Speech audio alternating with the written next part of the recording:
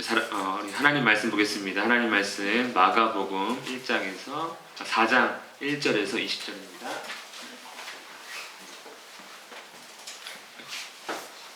마가복음 4장 1절에서 20절입니다.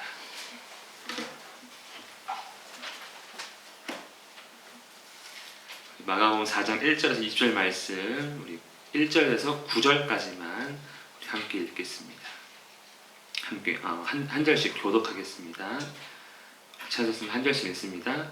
예수께서 다시 바닷가에서 가르치시니 큰 무리가 모여들거늘 예수께서 바다에 떠있는 배에 올라 앉으시고 온 무리는 바닷가 육지에 있더라. 예수께서 여러 가지를 비유로 가르치시니 그 가르치시는 중에 그들에게 이르시되 들으라. 씨를 뿌리는 자가 뿌리러 나가서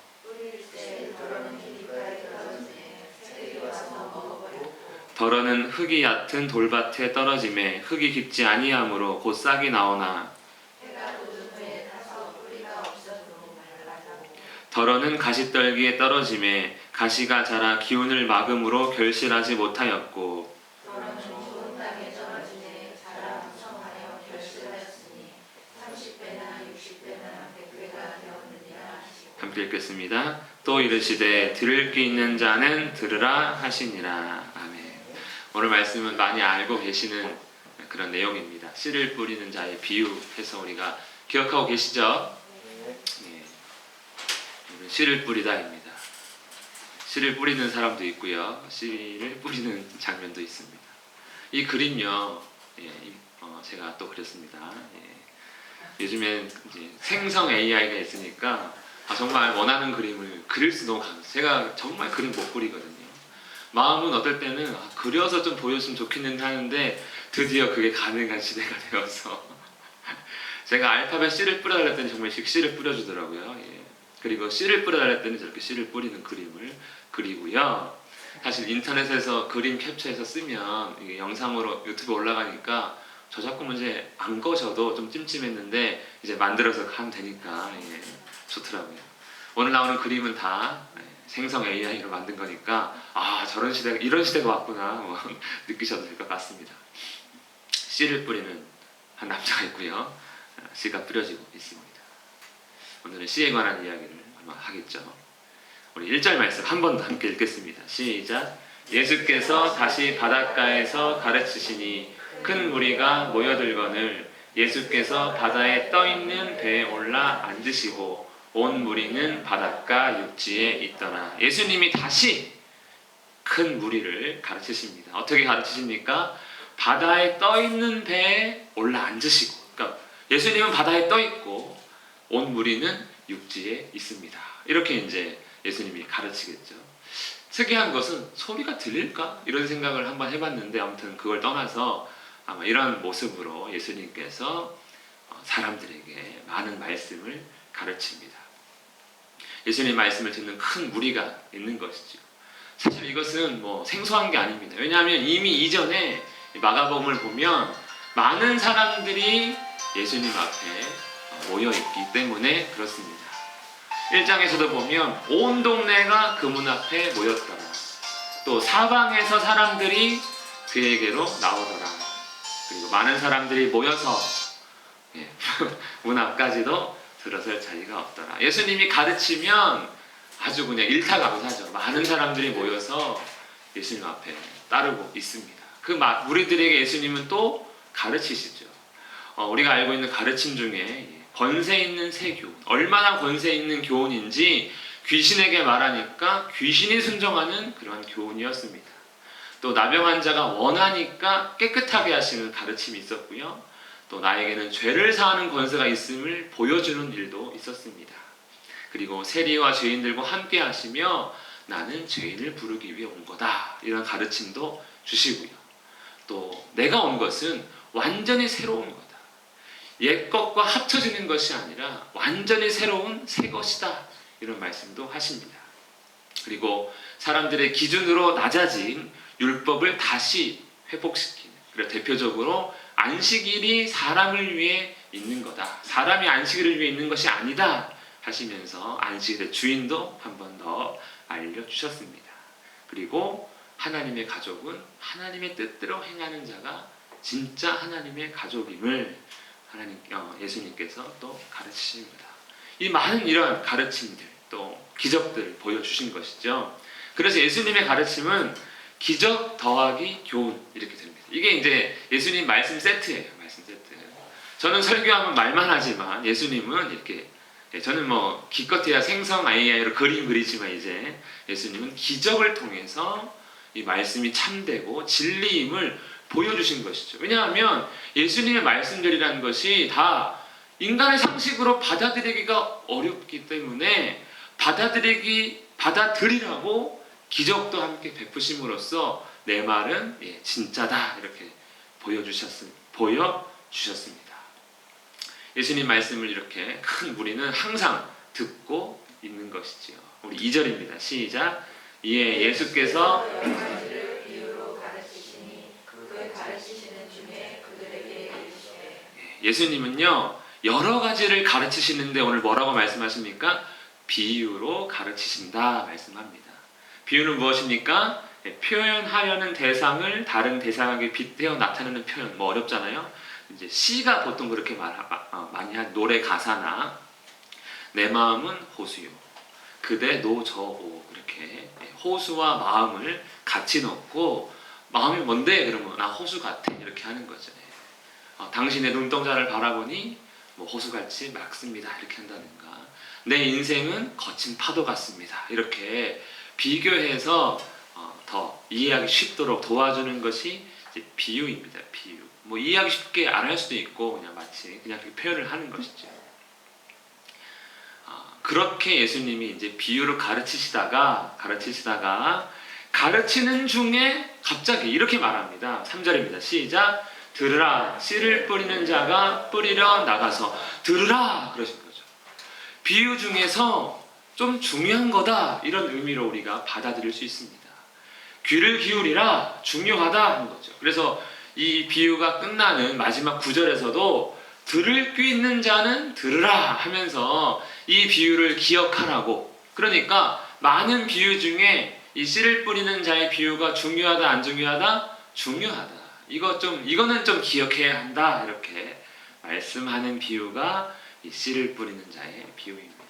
농부가 나가서 이제 씨를 뿌립니다. 아마 씨 뿌리는 농부는 당연히 그냥 뿌리는 농부 없죠. 새 모이로 주는 농부는 없습니다. 풍성한 수확을 열매를 기대하면서 씨를 뿌리는 농부를 우리는 상상을 할 수 있는 것이지요. 4절입니다. 시작. 뿌릴 새 덜어는 길가에 떨어짐에 새들이 와서 먹어버리고 그 씨 중에 일부가 뭐 바람에 날렸든 어떻든 길가에 떨어집니다. 그랬더니 새들이 옳다구나 하고 맛있겠다 하고 와서 쪼아 먹습니다. 예전에 시골에 이모집에 가면 닭 모이 준다고 이렇게 뿌리면 닭들이 도망가다가도 쫓아옵니다. 무서워서 들고 어린 마음에 다시 도망가다가 또 주기도 하고 막 그랬는데 새들은 모이를 보면 못 참겠죠. 좋습니다. 또 5절 6절 보니까 씨가 어디 떨어집니까? 흙이 얕은 돌밭에 떨어집니다. 흙이 있으니까 뿌리가 내리는 거죠. 하지만 흙이 깊지 않아서 뿌리가 깊게 내리지 못합니다. 그리고 해가 떠오르자 금방 흙이 마르면서 뿌리가 얕은 싹이 난 이 식물도 말라 죽게 되는 그러한 흙이 얕은 돌밭도 있습니다. 7절 읽겠습니다. 시작. 덜어는 가시떨기에 떨어짐에 가시가 자라 기운을 막음으로 결실하지 못하였고 가시떨기가 많은 돌밭 그 밭에 떨어진 씨앗이 있습니다.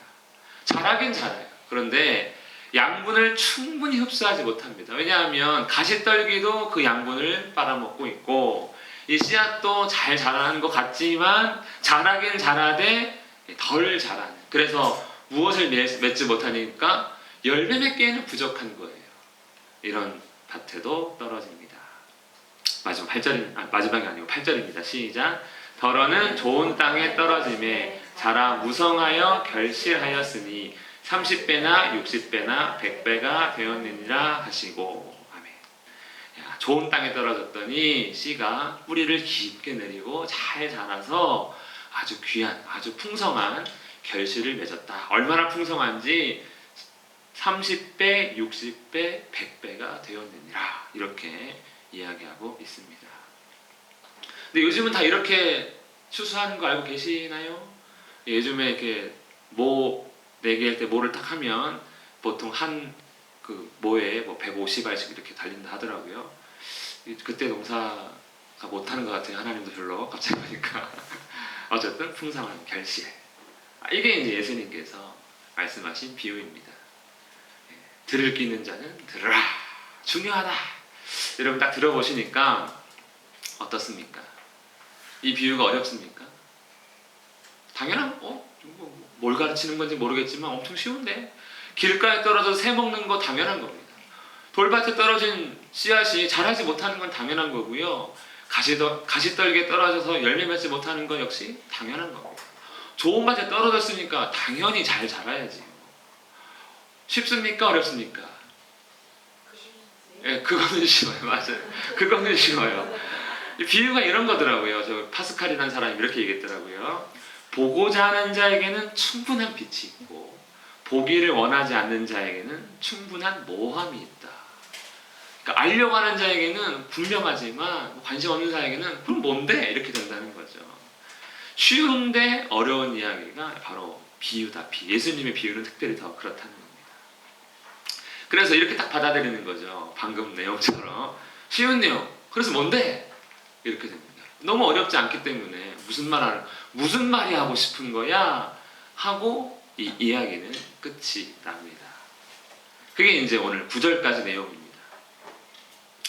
10절 말씀 읽겠습니다. 시작.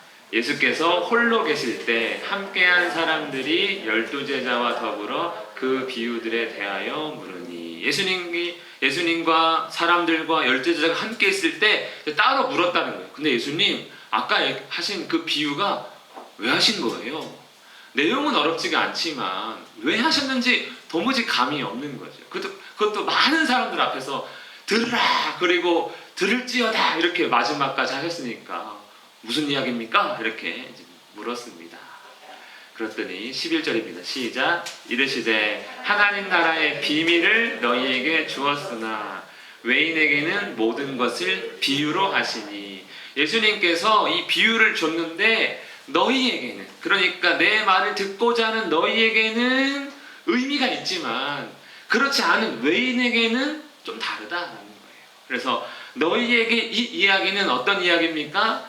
하나님 나라의 비밀에 관한 이야기를 알려준 거고 외인들에게는 수수께끼를 낸 거다. 내가 한 이야기는 무엇일까요? 하고 답도 안 주고 그냥 가버리신다는 거예요. 그래서 무슨 말 한 거야? 하고 사람들이 그냥 흩어졌다는 거죠. 그리고 예수님을 따르는 이 사람들에게는 이제 그 비밀에 대한 이야기를 해주시겠다 합니다. 비유는 그런 거라는 거죠. 같은 비유지만 똑같이 들었지만 서로 다른 의미로 바뀔 수가 있다. 우리에게 예수님 말씀은 어떤 말씀입니까? 한마디로 정의 못 하시겠나요? 예. 생명의 말씀이죠. 그렇지만 세상 사람들에게 예수님 말씀은 이단 사이비의 말씀이 되는 거죠. 같은 내용이지만 서로 다르게 들립니다. 이슬을 뿌리는 자의 비유. 아까 좀 전에 예수님께서 이 비유가 어떤 비유라고 했죠? 무엇을 가르치기 위한 너희에게는 이 비유는요 하나님 나라의 비밀에 관한 비유라는 것입니다. 그래서 이 비유를 이해하면 하나님 나라구나, 하나님 나라는 이거구나 라고 이 비밀은 하나님 나라의 비밀이 여기 있는 거구나 이렇게 알 수 있게 된다는 사실입니다. 우리 12절입니다. 시작. 이는 그들로 보기는 보아도 알지 못하며 듣기는 들어도 깨닫지 못하게 하여 돌이켜 죄사함을 얻지 못하게 하려 함이라 하시고 비유로 가르치신 이유를 먼저 말씀하십니다. 근데 그 이유가 이 말씀은 이사야 6장에 있는 말씀이에요. 하나님께서 하나님 말씀을 듣지 않는 이스라엘을 향해 하신 그 말씀 그대로 예수님이 다시 재인용을 하신 겁니다. 그래서 그들은 아까 외인인데 외인 어떤 사람들입니까? 말씀을 거부하는 사람. 누구였습니까? 예수님 말씀하시면 네가 뭔데 신성모독하느냐? 안식일을 범하니까 또 네가 뭔데 안식일을 범하느냐? 또 설명하면 또 웃기지 마라 하는 그 거부하는 사람들을 향해서 이렇게 반응하셨다는 거죠. 좀 보면은 예수님 좀 치사한 거 아니야? 예수님 처음에 이 땅에 오셨을 때 뭐라고 가르치셨습니까? 회개하라 천국 왔다 하면서 막 다 모든 사람들에게 말씀 전하셨는데 갑자기 이제 와서 마음을 휙 돌리시면 너무 갈대의 마음 아닙니까? 뭐 이렇게 할 수 있는데 그건 아니라는 거예요. 너희들이 거부하고 있기 때문에 쉬운 이야기를 통해서 한 번 더 가르치고 깨닫게 하시고자 하지만 알아듣지 못한다는 것이죠. 예수님은 가혹하신 건 아니고요. 말씀을 알아듣게 하기 위해서 쉬운 비유로 하셨지만 여전히 말씀을 듣고자 하지 않는 사람들에게는 뭐다? 수수께끼다. 그냥 가혹한 것처럼 들린다 라고 우리가 받아들여야 할 것입니다. 그러면서 말씀하십니다. 너희가 이 비유는 씨를 뿌리는 자의 비유입니다. 이 비유를 알지 못하면 어떻게 다른 비유를 알겠느냐. 예수님이 씨 뿌리는 자의 비유 외에도 우리가 알고 있는 뭐 그물 비유라든가 보화 비유라든가 뭐 진주 비유라든가 많은 비유를 말씀하셨는데 가장 기본 중에 기본은 어떤 비유다? 이 씨를 뿌리는 자의 비유가 가장 중요한 비유다 라고 설명을 해주시는 말씀입니다. 그래서 모든 비유를 위한 비유, 그래서 이 비유를 우리가 좀 알아야 된다는 것이죠. 예수님 말씀하십니다. 뿌리는 자는 뭘 뿌리는 거다? 말씀을 뿌리는 거다. 누가 뿌렸습니까? 예수님이 지금 열심히 말씀 뿌리고 계시죠. 그래서 뿌리는 자는 나다. 나는 지금 말씀을 뿌리고 있는 거다. 이렇게 설명을 합니다.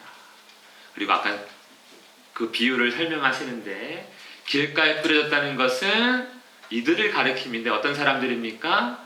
말씀을 들었지만 사탄이 즉시 와서 그들에게 뿌려진 말씀을 빼앗는 것이요. 이렇게 표현합니다. 그들의 마음은 이미 길가와 같이 단단해져서 씨앗이 들어갈 수 있는, 심길 수 있는 마음밭이 아니다.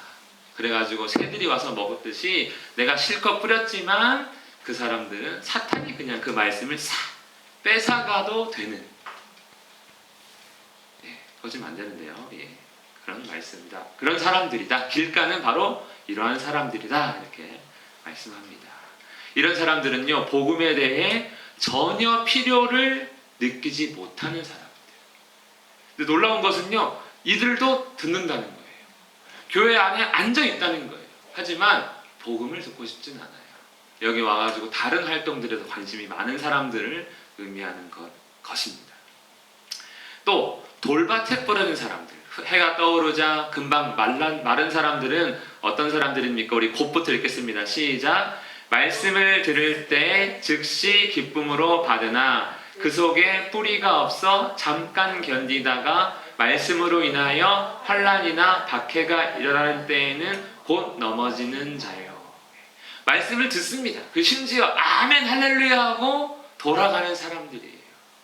근데 집에 가서 어려운 일을 당하면 이거 아무 의미가 없습니다. 위로도 되지 않고 소망도 되지 않고 그냥 아무런 관계없는, 그래서 고통이 있으면 그냥 이거는 이것대로 나는 나대로 이렇게 살아가는 사람들. 그래서 고통당하면 금방 말씀을 잊고 떠나는 사람들을 의미합니다. 또 가시떨기에 뿌려진 자는 어떤 사람들입니까? 이들은 말씀을 잘 들어요. 심지어 잘합니다. 씨앗이 자라요. 근데 뭐가 문제입니까? 세상의 염려와 재물의 유혹과 기타 욕심들이 말씀이 자라는 걸, 그러니까 믿음 자라는 것을 막는다는 겁니다.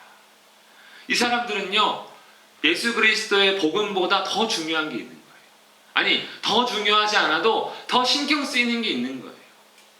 세상의 일들, 나의 꿈, 이것과 복음과 항상 갈등하고 있는 사람들.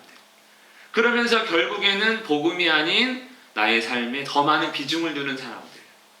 말씀을 준비하다 보니까 오늘날 많은 그리스도인들이 딱 여기에 머물고 있지 않을까 생각이 들었습니다. 복음에 더 관심을 갖지 못합니다. 시간 문제, 재정 문제, 자녀 문제, 직장 문제, 여러 가지 문제 속에서 우리가 헤어나지 못하고 복음에 더 많은 관심을 두지 못하는 사람들이 어떤 사람들? 가시떨기에 뿌려진, 가시떨기 같은 사람들이라는 것이지요. 그래서 참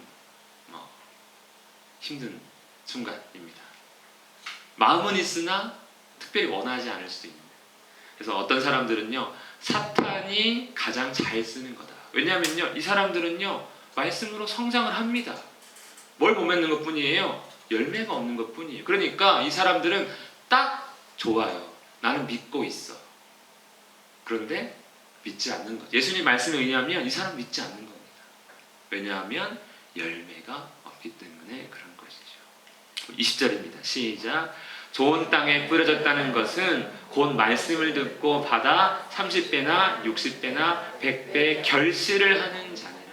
말씀이 열매로 나타나는 자가 바로 좋은 땅이다. 이렇게 말씀합니다. 이 사람들은요, 말씀을 듣고 그대로 받아들입니다. 뭐 의심할 수 있고 뭐 좀 비판할 수 있지만 결국에는 내가 의심이 잘못된 거였네 하고 그대로 받아들이는 사람들이라는 거예요. 그럼 이 사람들은 세상의 유혹이나 재물의 염려나 이런 게 전혀 없어서 그냥 받아들이냐? 그렇지 않습니다. 고난당하고 유혹당하고 항상 염려가 있음에도 불구하고 예수님께서 보여주신 기적과 그 말씀 가운데 그래, 이거는 잠깐이고 이게 영원한 거지 하며 하나님 말씀을 받아들이고 그 말씀을 기준으로 그럼에도 불구하고 힘들면도 어려움에도 불구하고 삶에서 말씀을 기준으로 결정하고 선택하고 결단하는 사람들, 그래서 그 말씀이 내 안에 역사해서 변화가 일어나는 사람들이 바로 좋은 땅이다 라는 것이죠. 그래서 이 사람들은요, 열매를 맺고 스스로 변화를 누리게 됩니다. 마치 진리의 말씀으로 우리가 거듭나는 그 사건이 좋은 땅에 뿌려진 씨와 같은 사건이 되는 것이죠. 우리가 이제 이렇게 5개의 이 씨를 뿌리는 자의 비유를 들었습니다. 그럼 여러분, 하나님 나라의 비밀은 어디에 있는지 혹시 아시겠습니까? 예수님 설명해 주셨는데 뭐 찍으세요, 뭐 하나 그냥. 예, 하나님 나라의 비밀은 씨에 있는 거죠. 씨가 안 나오네요. 예, 씨에 있습니다. 씨에 있다는 게 어디에 있다는 겁니까? 하나님 나라의 비밀은요, 말씀에 있다는 거예요. 말씀에. 그래서 이 말씀이 내 안에서 열매 맺느냐 맺지 않느냐가 핵심이라는 겁니다.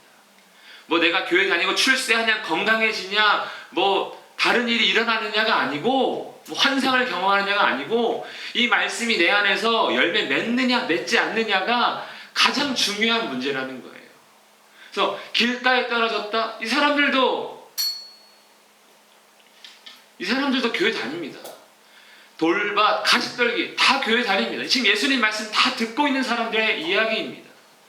다 듣고 다 보았고 다 만났지만 이 사람들은 돌밭이고 그러니까 길가고 가시떨기라는 거예요. 뭐가 없습니까? 열매 없는 사람들이에요. 열매 없는 사람들. 이 사람들은 하나님 나라의 비밀을 알 수 없고 하나님 나라를 경험할 수 없다. 왜? 비밀이 어디 있기 때문에 그렇습니까? 말씀에 있기 때문에 그렇습니다. 말씀에. 그래서 말씀을 우리가 사모하고 말씀을 알고자 좀 애써야 되고 하여튼 말씀에 대한 어떤 간절함이 있어야 하는 것이죠. 말씀이 열매 맺지 못하는 사람들은 길가, 돌밭, 가시떨기입니다. 놀라운 변화가 없습니다. 생명의 역사가 없어요. 교회는 열심히 다니지만 이 사람으로 인해서 다른 사람이 살아난다든가 위로를 얻는다든가 스스로 본인이 변한다든가 그런 사람이 아니라는 것입니다. 10년, 20년, 30년 교회 다녔는데 그냥 그대로 놀랍게도 그대로인 사람들, 하나님께서 역사하는데 변화가 일어나지 않는 놀라운 분들이 여기 있는 것이죠. 잘한다고 생각은 합니다. 뿌리도 내리죠. 적당히 잘합니다. 열매 없다는 것이 무엇인지 모르는 가여운 사람들입니다. 하지만 좋은 밭에 떨어진 좋은 밭과 같은 사람은 주의 말씀을 받아들이고 그 말씀으로 인해 삶의 변화가 나타나고 나로 인해 다 죽어가던 다른 사람도 위로 얻고 살아나는 생명의 역사를 경험하게 되는 것이지요. 우리는 어떤 것에 속하고 있는 것 같습니까? 말씀을 듣고 그대로 믿는 것, 이게 가장 중요하다라고 예수님은 이 씨를 뿌리는 자의 비유를 통해 말씀하고 있는 것이죠. 그래서 그 말씀을 통해 그 열매를 경험하면 어떻게 되는 겁니까? 나의 모든 것을 다 팔아가지고 밭에 숨긴 그 보화를 사고자 하는 사람처럼, 나의 모든 것을 다 팔아가지고 진주를 사고자 하는 사람처럼 말씀으로 하나님 나라를 경험하면 천국이 여기 있는 거구나, 여기 있는 거구나 알게 되는 거죠. 우리 여기서 찾지 않고 딴 데 찾잖아요. 천국을 어디 찾습니까? 뭐 부동산에도 찾고, 뭐 주식 투자로도 찾고, 뭐 취업에도 찾고, 뭐 많이 찾는데 거기 없다는 거죠. 왜? 하나님 나라의 비밀은 말씀에 있기 때문에 그렇습니다.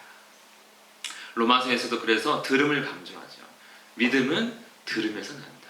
들음은 곧 그리스도의 말씀이다.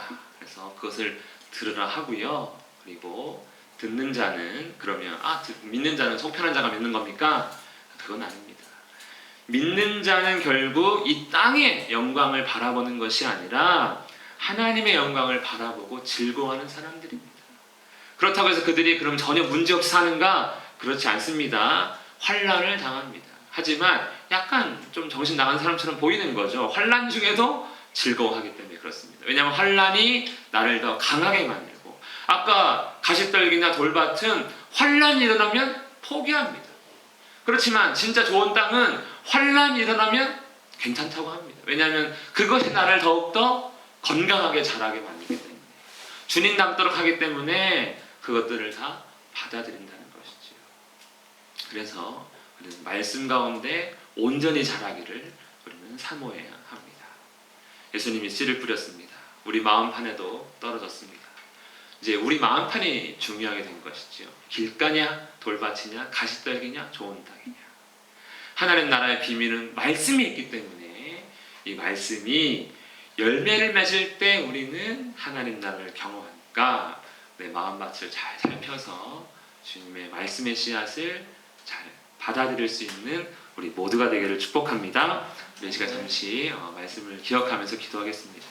주여, 주의 말씀을 우리가 잘 받아들일 수 있는, 그대로 믿을 수 있는, 온전히 듣고 믿고 또 그대로 살 수 있는 그런 좋은 땅과 같은 마음 되게 해달라고, 우리의 마음을 하나님께서 정말 잘 기경해 달라고 함께 이 시간 기도하겠습니다. 살아계신 하나님 같이 주님을 바라봅니다. 주님을 높이기를 원합니다. 아버지, 우리의 심령이, 우리의 모든 것이 말씀이 있음을 고백하게 하옵소서. 하나님 말씀이 정말 하나님 나라의 비밀임을 깨닫게 하시고, 말씀에 힘쓰고 말씀으로 설 수 있으며 말씀 가운데 복된 열매 맺는 우리가 되게 하옵소서. 아버지, 우리가 돌밭 되지 않게 하소서, 가시떨기 되지 않게 하소서, 길가가 되지 않게 하소서. 아버지, 열매 맺는 데까지 자라며 설 수 있도록 붙들어 주시옵소서.